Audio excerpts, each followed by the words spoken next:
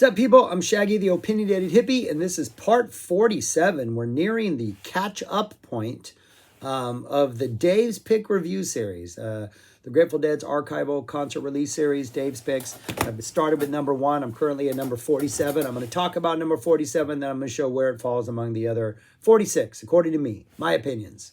If this is your first time here, I saw the Dead well over 100 times back in like the 80s and 90s. Did the whole tape trading thing. I know friends who tape, stuff like that. So I did the whole Dick's Big series. I already did their albums, doing a lot of other stuff. So Dave's Picks number 47. This is a complete show from December 9th, 1979, early in the Brent Midland era. This is from St. Louis, Missouri. Which had a really one of the last shows the Dead played was in Missouri, and it was rowdy as F.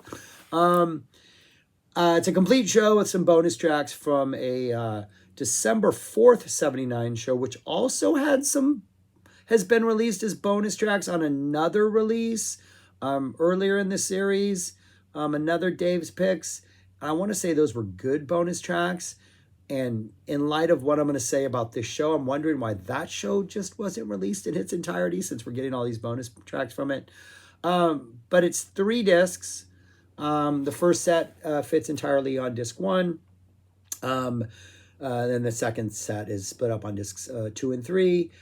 It's a very jam-light show. In that, just looking at the set list and knowing the era, there's just not a lot of room to jam. Like, they're just not even giving themselves a lot of room to jam. There's really one bona fide, there might be an awesome jam at the end of it, and there is kind of an awesome jam at the end of it, and Shakedown Street to open up the second set. We don't get anything else that really has built-in jam potential. They drop a really nice kind of high-energy jam after a Saint of Circumstance. And then everything else is pretty standard. And then in the bonus tracks, we get what might be the highlight of the release. First set is a fun set, I guess. I mean, there's some good high energy. I think maybe the opening 1-2 punch of Alabama Getaway, Promised Land might be the highest energy of the show. A really good energy in that Alabama Getaway. Go right into a Promised Land that has some really good energy. Brown Eyed Women comes next, always ready for that. The Cassidy is a pretty, like, let's just solo straight through this jam. Jerry's just going at it, and everybody's trying to, like, get all weird psyche around him, but it's a pretty straightforward attack with the Cassidy. A really sweet Row Jimmy. A lot of just Jerry kind of just playing these really sweet guitar notes. The Row Jimmy is a nice, comfortable vibe right in the middle of the set. We get a New Minglewood Blues that has some good energy for New Minglewood. Candyman, which I'm always here to hear a Candyman. A Lazy Lightning Supplication. The Supplication is solid. I don't think it's anything that you must check out, but it's nice to hear a Lazy Lightning Supplication, though the Lazy Lightning's maybe a little And then we close out with a Deal that's on its way to being the epic closers that Deal would be in a number of years, but we're not quite there yet. It's an okay first set. Like, it's not bad. There's some sweet moments, but I can't say there's anything that's like mic drop amazing. It's just, yeah, it would be a good set. If I was in St. Louis, it was a fun set. Some good stuff. Second set opens up with what is definitely one of the highlights of the show. Opens up with a Shakedown Street. We get a really nice, kind of that funky jam at the end with Jerry and Brent. Brent's got some really cool keyboard sounds. The jam is really, like, the actual playing and exploring and sort of improvisational ideas kind of fit mostly in the first half of the jam. And, like, as we get towards the second half of it, it just seems like we're just riding a really nice, funky groove. And it's nice. It's a really good, funky groove. But I don't know if we're really taking it anywhere that Shakedown Streets won't go on other releases. Nice to hear a Shakedown Street. Always up for a Shakedown Street. We don't have a lot of Shakedown Streets released, either in Dick's Picks or Dave's Picks. So that's a treat. But I don't know if it's one of those Shakedown Streets you have to hear. But if you haven't heard a live Shakedown Street, check it out, because the jamming at the end is cool. And the Brent's funkiness is awesome. And there's some good energy there. We get a Samson and Delilah, and we don't go back into Shakedown Street. The jam just kind of ends up in Samson and Delilah. So that's kind of a neat moment. Some really good energy in Samson. Jerry's bringing it. That middle solo is kind of weirdy and psyche, and Jerry's kind of attacking. So a Samson being a Samson, it's a pretty good Samson. We get a High Time, nice sweet High Time. We get Brent's Easy to Love You. We get a Terrapin Station. Always here for Terrapin Station. And then, I mean, that's right there. We're 20, 30, we're like over 45, 50 minutes right now, right? And we're still got songs before we get to drums. We got a Lost Sailor. We get a Saint of Circumstance. I like these early Lost Sailors. I'm a fan of Lost Sailor live, especially these early ones. We had a Saint of Circumstance that is a really nice jam at the end where Jerry just starts repeating these just like phrases over and over and over and over and over, and then Brent's kind of doing cool things, and the jam kind of accelerates off in this jammy direction. It's kind of neat. It's well needed in the show after the run of Samson, High Time, Easy, Terrapin, Lost Saint. We need that jam. Feels like this is the release that the show's been waiting for. It's pretty interesting. One of the highlights of the show, but I'm not sure I'm going to say you have to check out this jam. You know, there are other jam tracks in this series and in the Dick's Pick series. I'm like, you got to check that out. I'm not sure I would put that one quite in this category. A really nice drums, very, very frantic, almost just, you know, analog, a lot of just beating on the snare. I mean, just a very analog sounding real type drum attack that I kind of liked. Really danceable, high energy drum attack. I like this drums. We go into a space that has a lot of drums in it, especially a lot of cymbal work. So it's more of like a space drums type thing.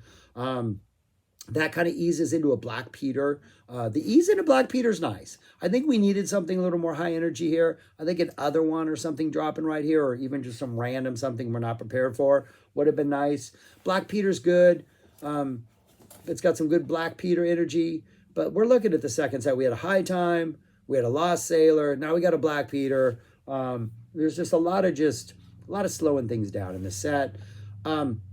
It looks like when the Black Peter jam ends towards the end that we're going to head off and take that energy and like erupt it into an ID to Miracle. And you can feel this sort of like, yeah, let's attack energy. But then right before we get to Miracle, we kind of bring it back down and then go, we drop into that like opening thing. I Need a Miracle. And then a just high energy, like, did Jerry just like, what, did Jerry do a bump or what was Jerry doing backstage? Because the Bertha attack is just bum, bum, bum, bum, bum, bum, bum, bum. Like, we hit that Bertha hard. And I'm kind of wishing they had found a way to close the set on the Bertha, because Bob, unfortunately, is like, no, we got to do a Good Lovin' to end the set.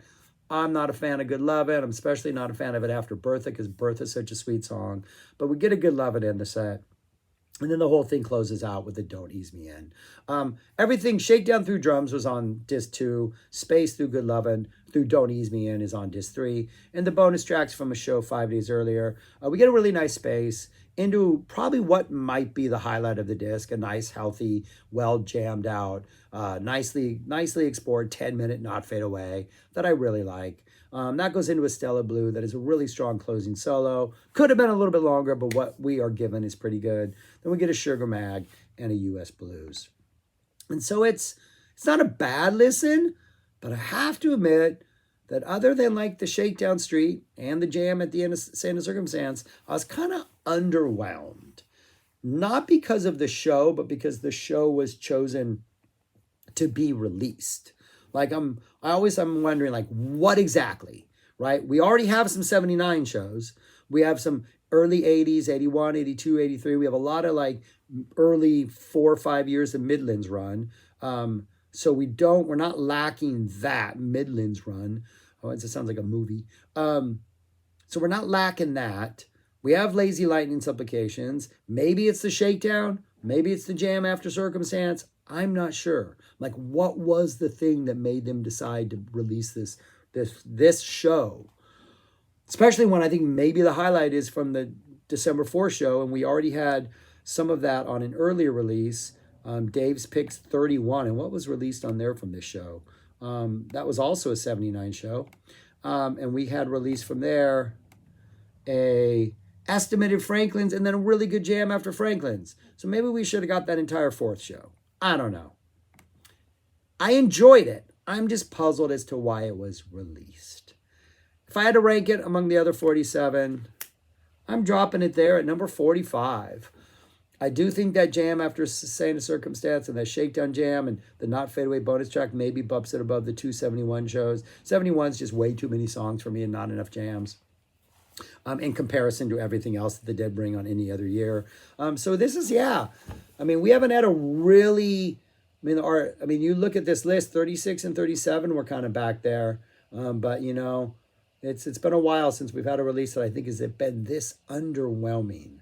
So I'm a little bit worried that we're running out of steam, though I do want to point out that 43 and 44 and 42 were both pretty high up there. So we're doing well in the 40s, but this one just, yeah.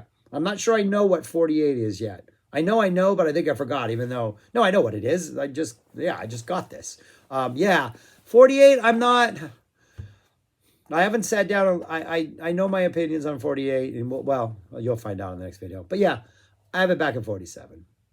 So yeah, that's where I got it. Anyways, let me know your thoughts on the show. Let me know what I missed. Let me know why they released it. If you think you know in your heart, what was the song? What is the reason they decided to release this show? If Dave's watching, let me know. Appreciate them all, Dave. They all can't be winners. I'm not saying this one's a loser, but compared to everything else, I'm wondering what was the reason. But the shakedown's good, and that circumstance jamming good, and the bonus tracks are fantastic. All right, go listen to the Dead.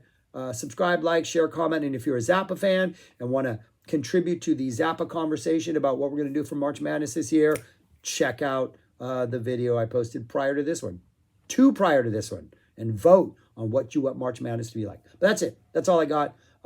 Thanks for watching. Peace. Talk to you later.